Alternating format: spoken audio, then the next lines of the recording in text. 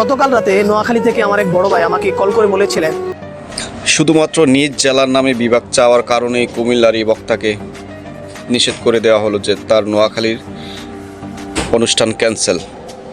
একটা বিষয় হচ্ছে, নোয়াখালীতে আমাদের কুমিল্লার যদি 2% মানুষ থাকে কর্মরত, কুমিল্লাতে আছে নোয়াখালীর 60% মানুষ, ইপিজেড থেকে শুরু করে সব জায়গায়।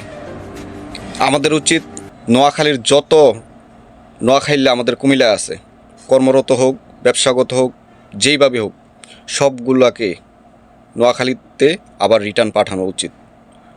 যদি আমার কথায় সবাই একমত হয়ে থাকেন অবশ্যই কমেন্ট করে যাবেন, কারণ নিজের জেলার জন্য বিভাগ চাইতেই পারে। এজন্য একজন আলেমকে বয়কট করা এটা তাদের উচিত হয়েছে।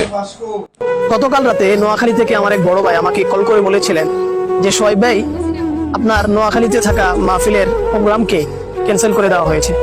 আমি জিজ্ঞেস করলাম কেন? তখন তিনি আমাকে বললেন, আপনি কুমিল্লার সন্তান এবং ফেসবুকে আপনি কুমিল্লা নামে বিভাগ চেয়েছিলেন, যার কারণে মাহফিল কমিটির পক্ষ থেকে আপনাকে মাহফিলে আসার জন্য বারণ করা হয়েছে। এই বিষয়টা শোনার পরে আমি অনেক কষ্ট পেলাম।